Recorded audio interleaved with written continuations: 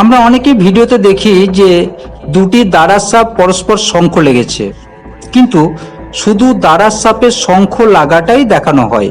দেখি দুটো সাপ পরস্পরকে জড়াজড়ি করে যেন নাচছে বা লড়াই করছে। আবার অনেক জায়গায় বর্ণনা করা হয় যে দুটি পুরুষ দাঁড়ার সাপ নিজের এলাকা দখল নিয়ে লড়াই করছে। এরা কি শুধু লড়াই করে? কিন্তু কোনো জায়গায় দেখানো হয় না যে তাদের সাকসেসফুল একটা মিলন হলো। এমন কোনো জায়গায় দেখানো হয় না যে দাঁড়ার সাপের বাচ্চা হচ্ছে বা ডিম ফুটে বাচ্চা হচ্ছে। ভিডিওটি লক্ষ্য করলে বুঝতে পারবেন যে দুটি দাঁড়ার সাপ লড়াই করছে। এদের মধ্যে মিলনের সেই মাধুর্যতা আছে কি? এদের মিলন হচ্ছে তার প্রমাণ কি কোনো জায়গায় পাচ্ছেন? আপনি বলবেন এলাকা দখলদারি নিয়ে দুই পুরুষ দাঁড়ার সাপের মধ্যে লড়াই। আসলে গ্রামাঞ্চলে কিছু কথা প্রচলিত আছে যে দাঁড়াস পুরুষ সাপ আর খড়ি স্ত্রী সাপ। ঠিক যেমন ময়ূরী, ময়ূরের একগুচ্ছ সুন্দর পেখম আছে, কিন্তু ময়ূরীর পেখম নেই, দেখতে মুরগির মতো। তাই খড়ির সাপ ছোট এবং অত্যন্ত বিষধর, অপরদিকে দাঁড়ার সাপ আকারে বড় এবং বিষহীন।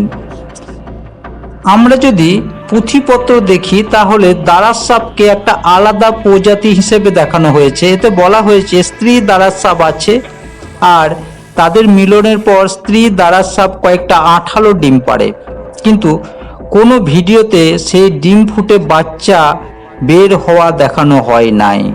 তাহলে কি গ্রামগঞ্জের যে কথাটা প্রচলিত আছে যে দাঁড়ার সাপ পুরুষ আর খড়ির সাপ স্ত্রী, এই কথাটাই কি সত্য?